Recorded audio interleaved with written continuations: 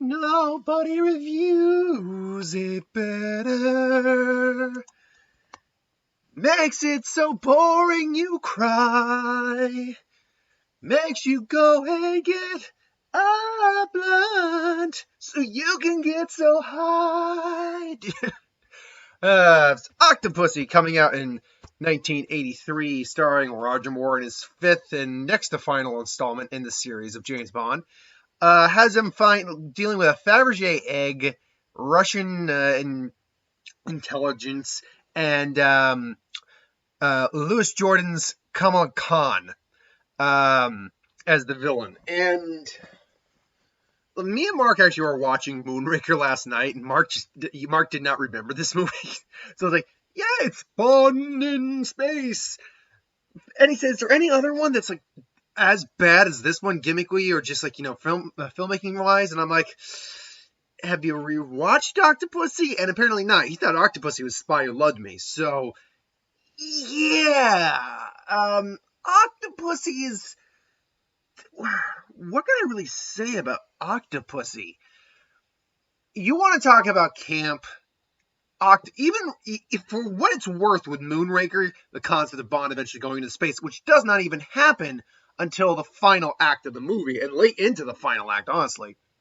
Like, when you actually look at that movie, there's only maybe half hour of them in space. It's not Bond in space from the get. But yeah, take that out of the equation. It's still a Roger Moore one, so it's still got a level of camp to it, no doubt. But it's still able to keep itself in somewhat of a moderately serious tone. It's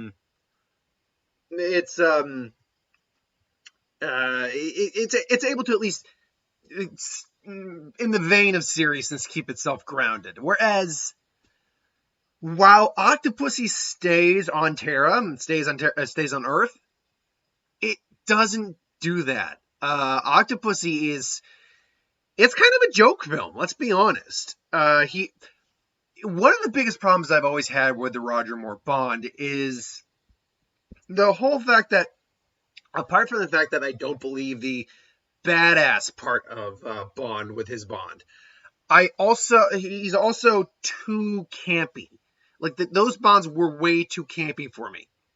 At least most of them. Some of them were able to balance it fine. Again, Spy Who Loved Me is able to balance it fine. I think Man with a Golden Gun, I think like the first three Roger Moores can balance it alright. But then, For Your Eyes Only, View to a Kill, Octopussy, yet all those, the camp starts to just really get in the way. And this movie is a prime candidate for that issue. Because there's literally a car chase. It's like a taxi chase in India, where they are literally just cracking one-liners throughout the entire day. It's like, no, people are trying to kill you. Stop that. Stop it. Bond cracks a one-liner every now and then to cement the scene. Where he electrocutes a guy in the bathtub in Goldfinger. It's shocking. Positively shocking. And he just leaves. When he's flirting with Domino and Thunderball, he's like, what sharp little eyes you have? Wait till you get to my teeth. It's like, that's him being, supposed to be him being suave, also him being a little bit creepy, let's be honest.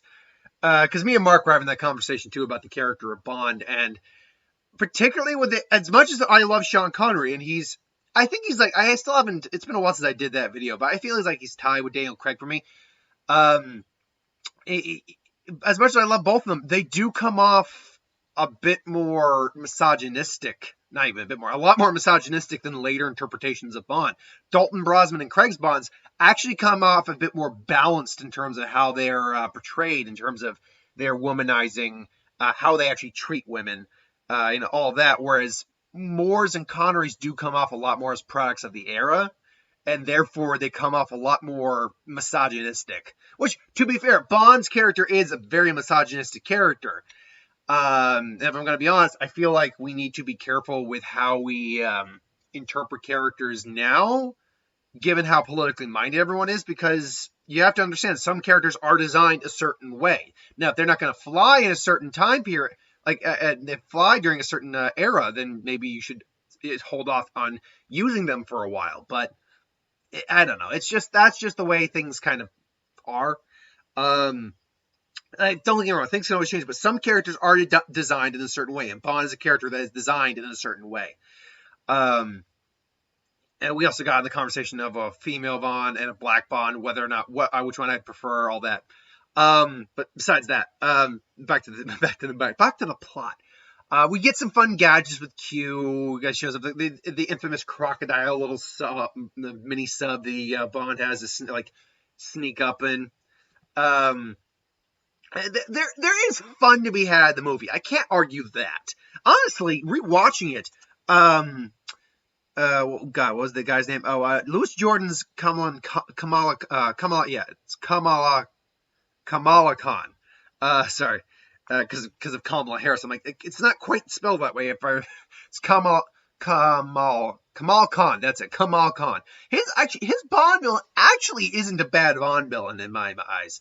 Honestly, he's better than the other Bond villain we have, who's General. He's like like a Russian Orlov. That was it, or Steven Burkov. Who I'm like, what's this guy's problem? He's like apparently extremely power hungry, and just wanting to overthrow the Western government and all that. Like, whatever.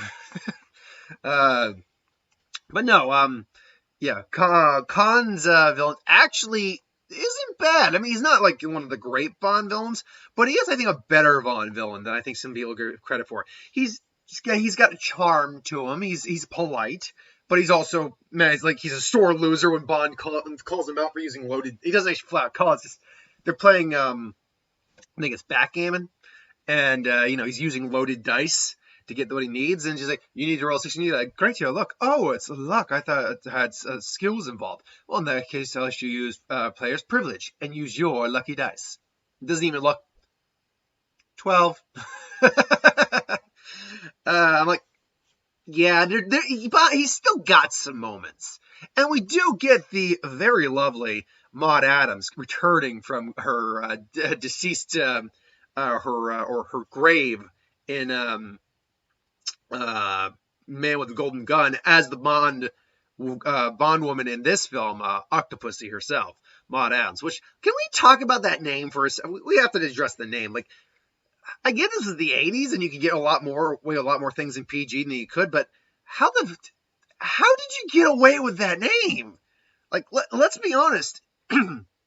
For any adult or kid with a dirty enough mind, or who was looking at probably Playboys behind their dad's back or something, there's not much other interpretation you could have with that name. What is it, Octocat? Is that what you're trying to imply? No, that's not what you're trying to imply. Like, how did you get to that name through? Is it because you put the octo there? Not anything. That just sounds like the beginning of a really bizarre porno. Octopussy, rated XXX. Seriously, what?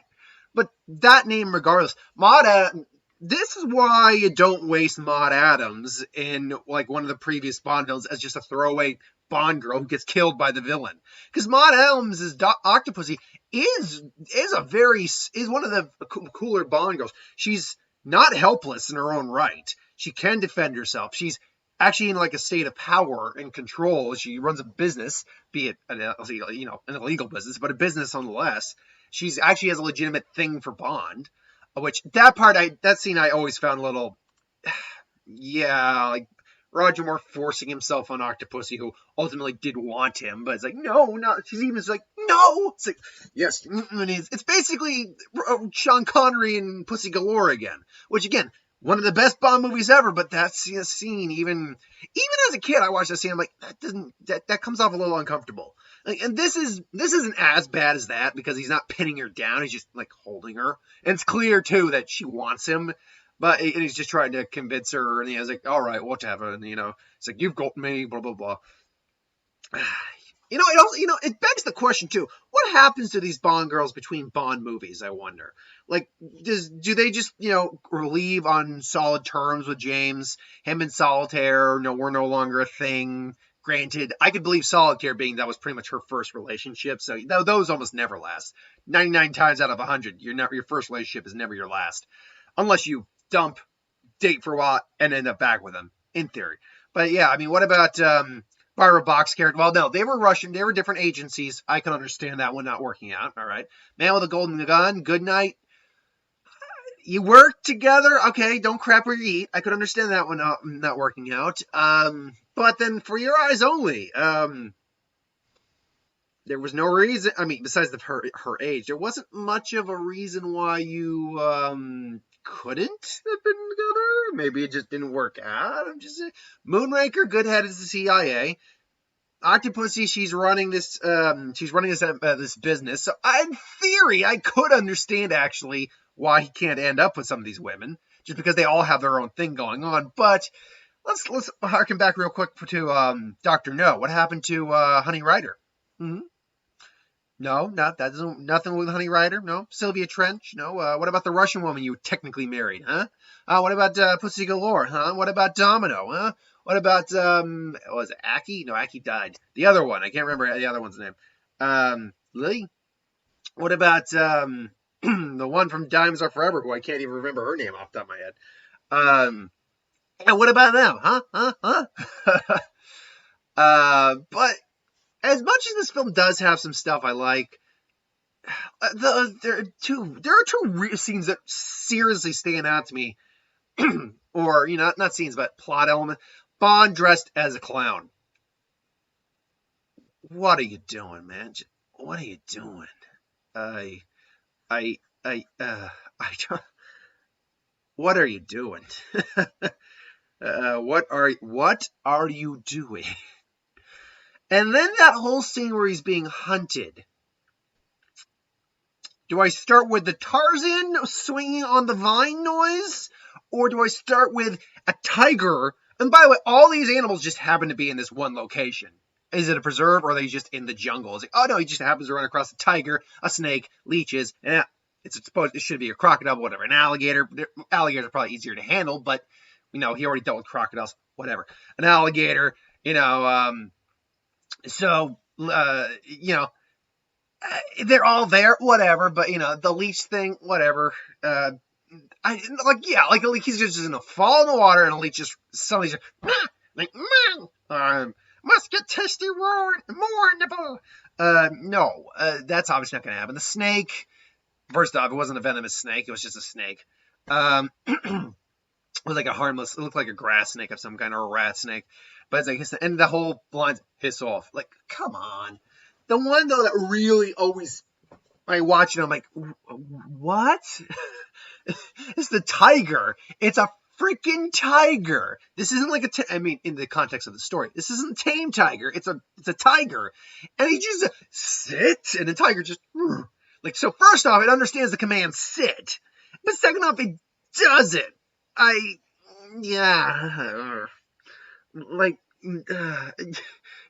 mentioned in Moonraker, you don't see Bond interact with animals very often.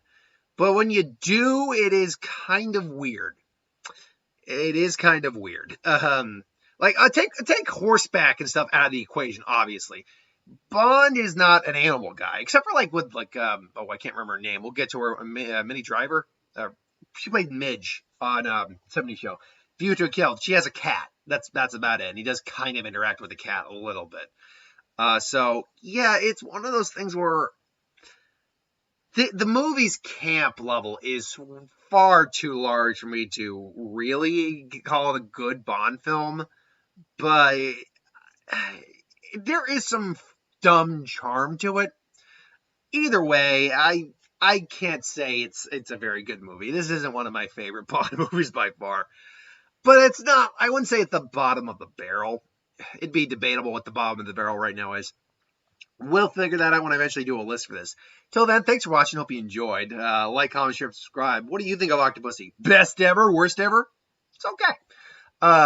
Put in the comments below. Let me know. But thanks for watching. Hope you enjoyed. Hit that bell for notifications. I've got to pre-record the other two. Just gives me time to, do other things during the week, and that way I'm not focusing on doing a video a day. I can actually space out what I do.